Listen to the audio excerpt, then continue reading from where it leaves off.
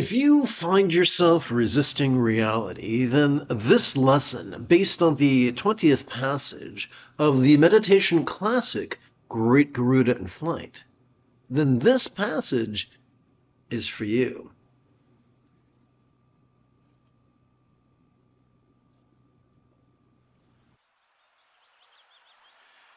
Of course, it goes without saying, it was composed oh so many centuries ago by the great Buddhist, reformer Prahe Vajra. Together, let us relaxingly recite. This is the supreme vehicle, a fundamental nature which supposes everything and does not hold to anything. It cannot be grasped, nor can it be desired, and it does not produce even the slightest experience of eagerness.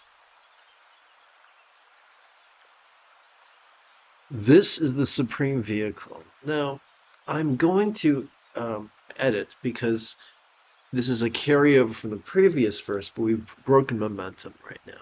So I intend to remedy that.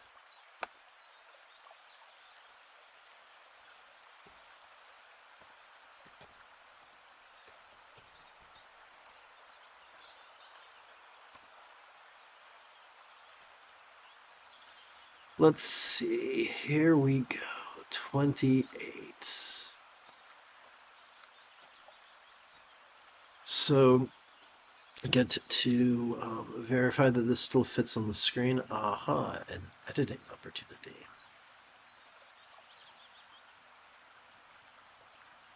Let's see, almost.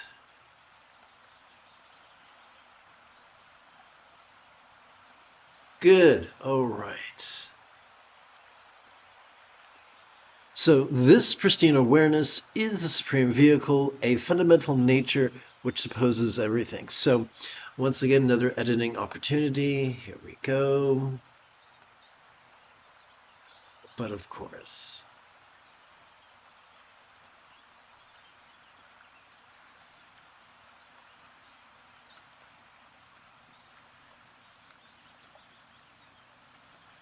All right, thank you for your patience. This supreme awareness is the supreme vehicle.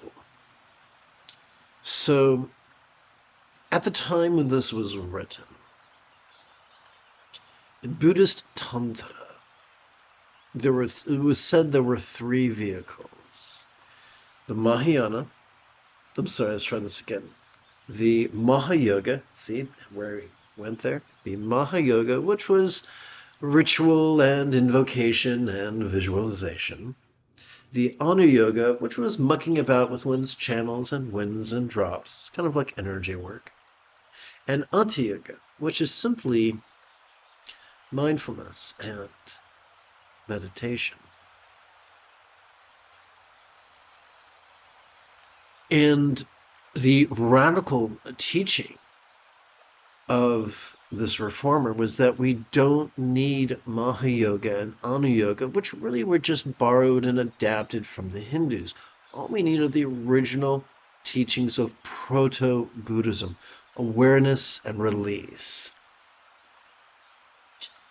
described in the Eightfold Path and the Seven Enlightenment Factors.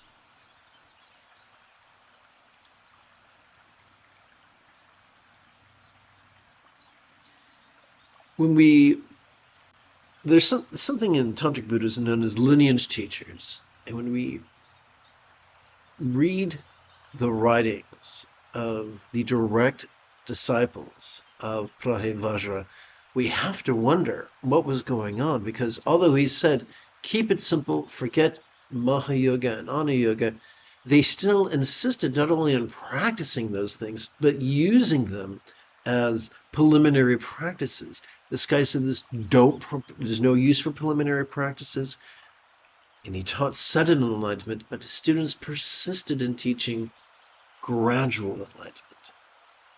Or at least that is what the scholars tell us. And to me, this is heartbreaking. I don't believe in blind faith, but through what Karl Marx describes as dialectic materialism, or what other people call the scientific method. I've experimented with every flavor of Buddhism and every school of meditation, and I found nothing works better than simply noticing and relaxing in harmony with our breathing. So I just want to make sure that you and I are on the same page. So towards that end, or to that end, I'm going to shift gears right now from this morning's teaching text to a set of visual aids. Now, both the visual aids and this teaching text are available as PDFs for free download. Everything I do is free. There are no paywalls.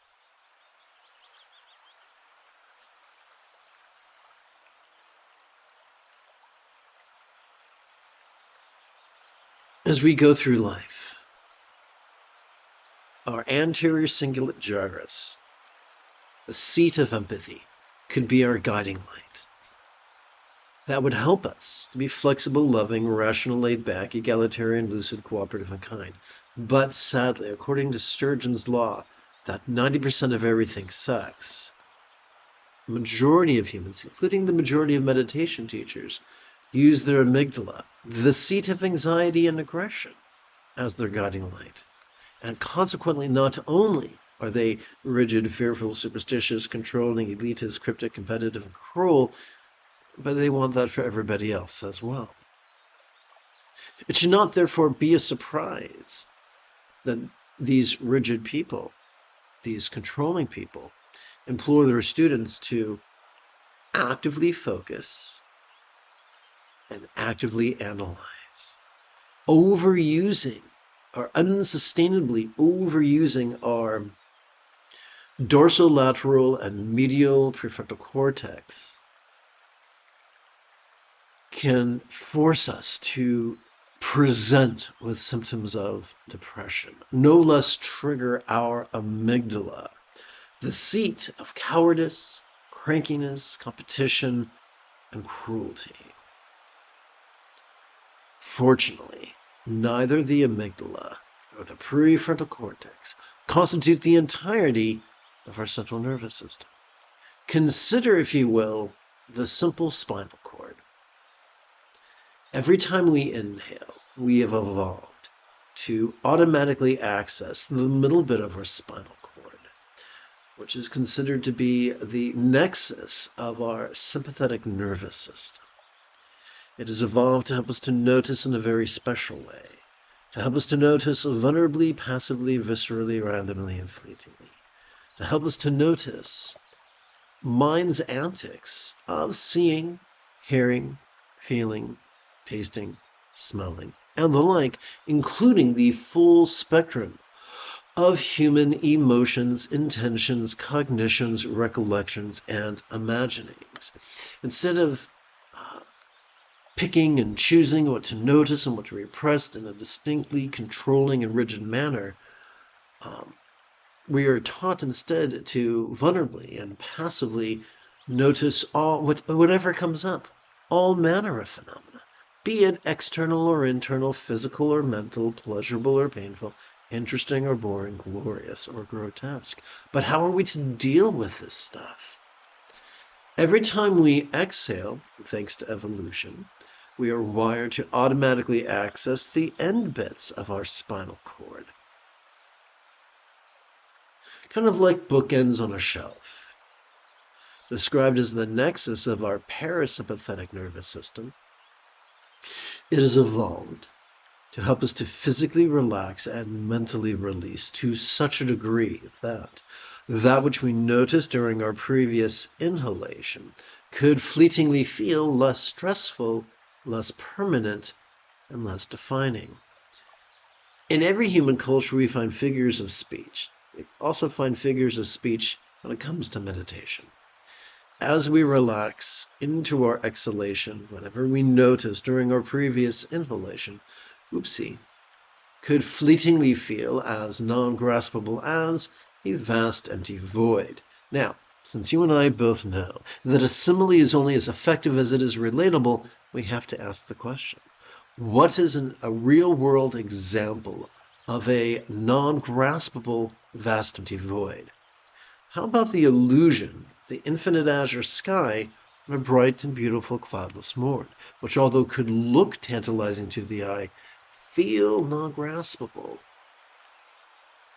to the hand? What, therefore, is the essence of mindfulness? Simply noticing mind's antics. We practice it by silently and mentally reciting the one-syllable verb watch every time we feel our chest swell as we breathe in. We understand that meditation is simply relaxing into mind's fleetingly non-graspable experience. We practice it by silently and mentally reciting the verb rest each time we feel that same chest sink as we breathe out. Our only job in meditation is to make a choice. Do we persist in mistakenly, actively competing against our autonomic nervous system, or do we passively cooperate with it through the cunning use of these two verbs? Now that we're rooted in the basics, let's return to this morning's teaching text.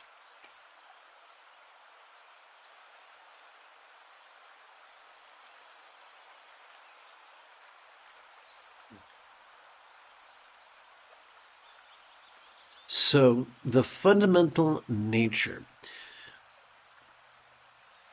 Those on the path, those who take fear as their guiding star, believe that life is struggle, and that enlightenment is unlikely. It can only be accomplished through a gradual path whose enormity requires more than just one human life. It also requires more than just one lifespan of the universe itself, and known as the three kalpas worldview. That's not what the Buddha taught. The Buddha taught sudden enlightenment. In the penultimate passage, the second to last passage, on his discourse on the four bases of mindfulness, he explained that one could master his path in as little as 7 days. He never said it's for special people, at a special time, at a special occasion. It is said that it could be mastered in as little as 7 days. And to explore that, I'd like to once again revert to my visual aids.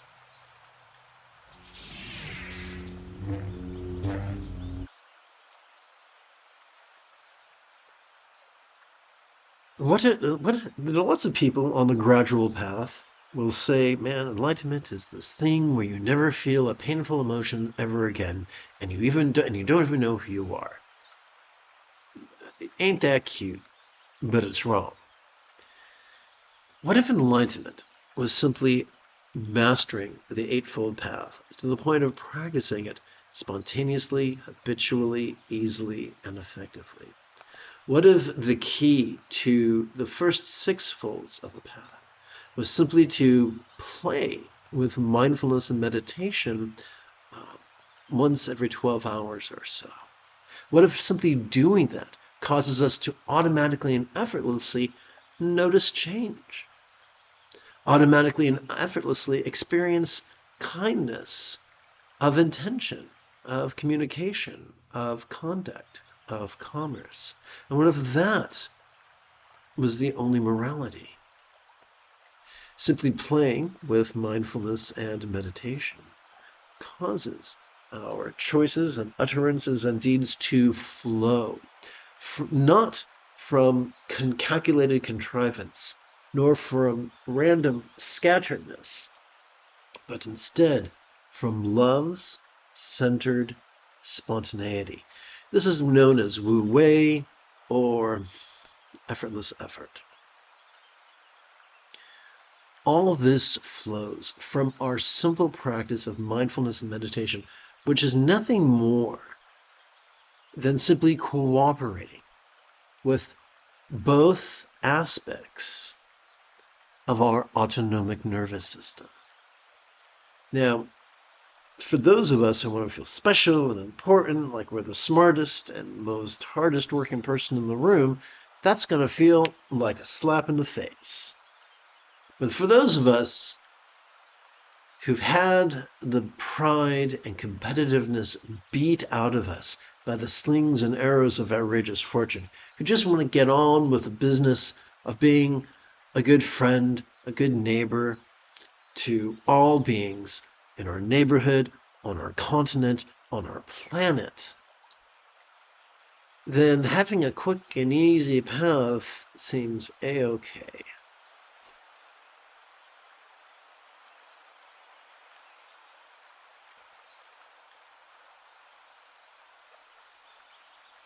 A fundamental nature which supposes everything. When we read the Metta Sutta, a good translation of the Metta Sutta in its entirety, we learn that the Buddha recommended against having opinions and conjectures. These things just lead us astray. In his own time, according to historians, his Sangha, or community of nuns and monks, experienced division at one point because of a petty disagreement based on self-importance. And when he tried to mediate, they said, no, we don't want you to mediate. We're really having fun with this dispute. And they asked him to leave the monastery that he was visiting, which is just a heartbreaking story. So our job is not to debate, no less win a debate. Our job is simple, to notice, relax, and lovingly flow. It's a simple path. So by cooperating, by vulnerably, passively, viscerally, randomly, and fleetingly cooperating with our autonomic nervous system, not only are we able to see speculation without grabbing onto it with white-knuckle intensity, that carries over to everything else. And we are able to see and hear and feel and taste and smell things. We're able to emote and intend and reason and recall and imagine without being controlled by those functions. As if our circumstances were appearing yet void, as if our bodies were essential yet non-graspable, as if our experience of the interpersonal was resounding yet non-graspable, as if our minds themselves were lucid yet non-graspable.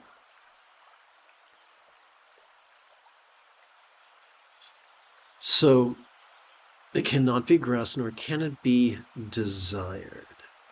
This is a figurative statement. As we relax into our exhalation, whatever desire, whatever dread or desire we noticed during our previous inhalation can fleetingly feel as if they were melting into the simplicity of just impulse. It does not produce even the slightest experience of eagerness. We can do the right thing gently. Remember, effortless effort is the sixth fold of the Buddha's eightfold path. We are allowed to take action. We're allowed to choose and utter and act. We want to do so from the gentleness of centered spontaneity, not from frenzy, not from fear. In some schools of so-called Buddhist metaphysics, they implore people to manifest while by chanting the Dharani of great compassion and in, let's say, contriving a sense of frenzy and then using that frenzy as a sort of a carrier wave. But that is antithetical to the path of peace. And I want to explore that a little deeper. In the 5 treatises of Prahe Vajra, of which this text is but one of 5, it is inferred over and over again that we are already wired by evolution to notice what is dreadful and what is desirous, what is beneficial and what is harmful. We're already aware of that. We don't need a vision board. We don't need a manifesting journal. It is enough to simply sit in mindfulness. And at times, consciously or unconsciously, we will notice a dread or desire. And as we inhale and as we exhale, we will relax. And we practice a remedial non-duality, where we respond to both dreads and desires the same way, by simply noticing and relaxing and lovingly flowing. That it's just that simple. And so, although we can occasionally notice some dread and some desire and some eagerness and some reticence, our response to each of them is the same. Notice, relax, flow. And so we don't have to coerce ourselves or others. We can rejoice. And this is something I want to explore as we close out the opening lesson. Oh, wrong button. Let's try 9.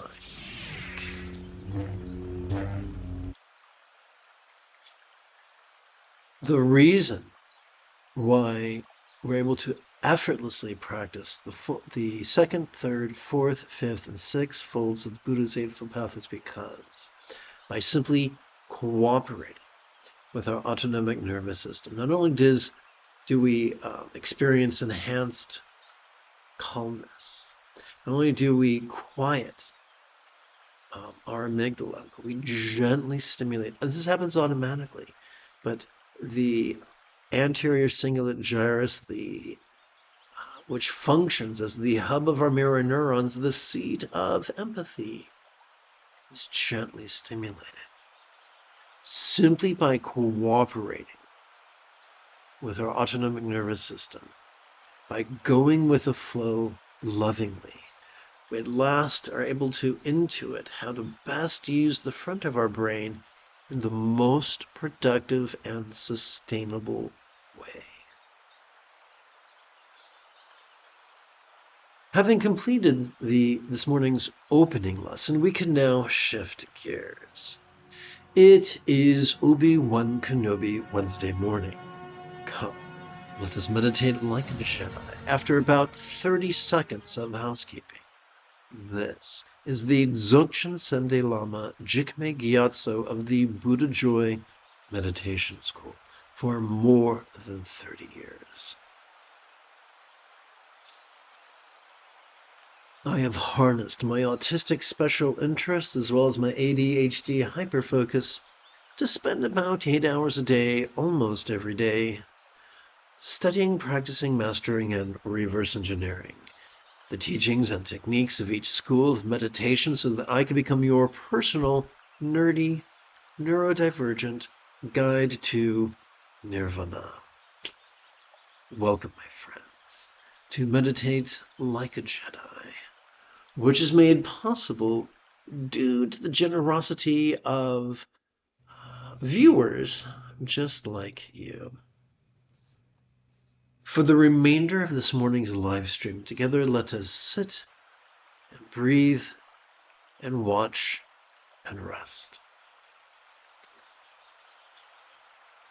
If you, like me, are prone to arthritis, you may wish to, what's the word I'm looking for? You may wish to gently adjust your legs every 15 minutes or so. There are plenty of controlling, rigid people who would say, "Don't move, be like a statue." But I don't want to be like that. I want to. I did that in my youth. I developed arthritis. I don't really enjoy it. I don't feel it's conducive to the path. I think it's very, very sustainable to respect our body's needs.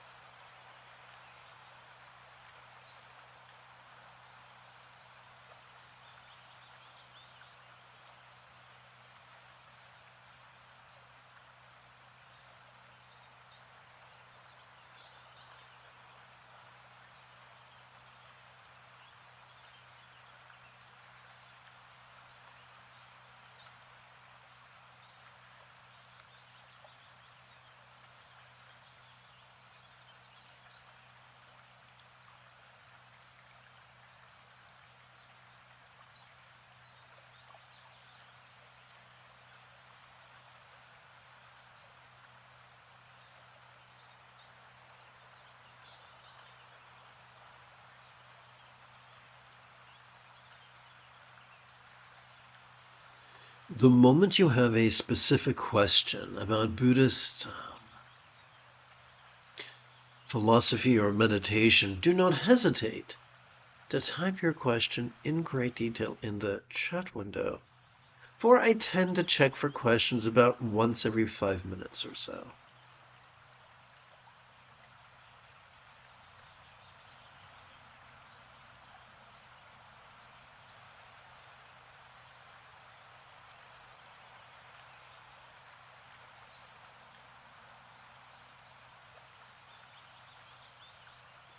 So my tantric partner is more than 1,000 miles away visiting her elderly parents. And like many who have ADHD, solitude is difficult for me, especially at night, especially when the lights are off and I'm going to bed. As a survivor of profound child abuse, my disabilities and my traumas combine to make a very unsettling circumstance. And you will not be surprised to learn my go-to method for dealing with those difficulties is simply to silently and mentally recite watch and rest in harmony with my respective inhalations and exhalations. And it does a wonderful job of helping me cope. Doesn't make my past go away. Doesn't rewrite my past. It doesn't change my brain's ability to respond to the conditioning of trauma. But it helps me to cope. To paraphrase Wesley from Princess Bride, if someone promises you a happy ending, they're probably trying to sell you something. I'm not going to tell you that if you practice mindfulness and meditation, everything's going to be easy all the time. Nothing but bliss, bliss on top, wall-to-wall bliss, no. But you'll be able to cope. You'll be able to find peace and love in the midst of yuckiness.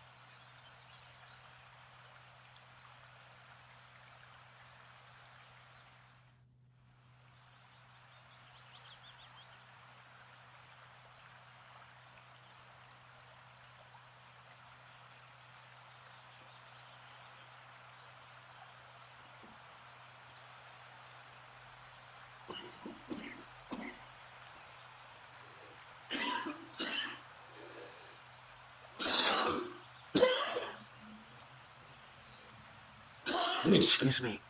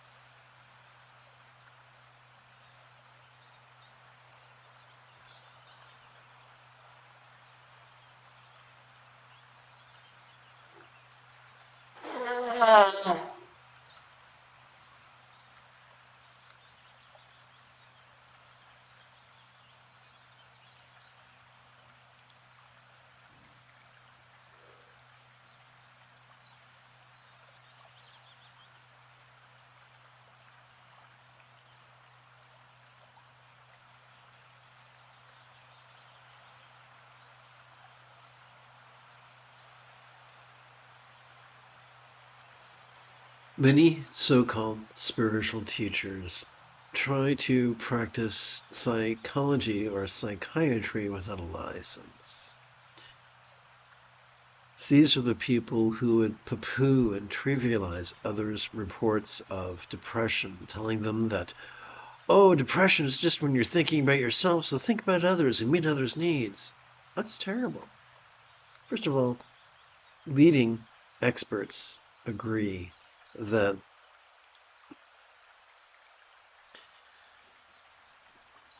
depression is not a psychological disorder, but a psychological symptom of a physiological disorder, one that can be remedied in about 7 to 10 days. It is a symptom of systemic inflammation. And that can be treated through lifestyle medicine. So I learned this from listening to other experts. It's a free therapy.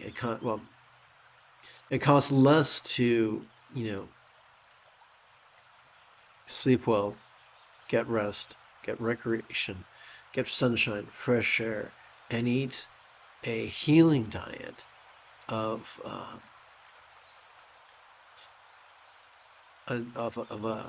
eat a non-vegan, a whole food vegan diet for a week or two. The side effects of doing so are far less debilitating than the side effects of taking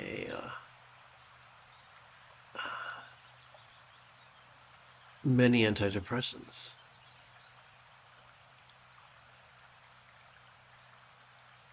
And if it doesn't work, well, you're at least fractionally healthier and you can move on to the next series of events. Now, I am not poo-pooing the benefit of talk therapy for those who desire it. And talk therapy, when you find a really compatible therapist, can enrich your life, but is no substitute for reversing systemic inflammation. I remember being part of different so-called spiritual organizations where people from the pulpit would denigrate and deride and ridicule those suffering from depression, and that was neither wise nor loving.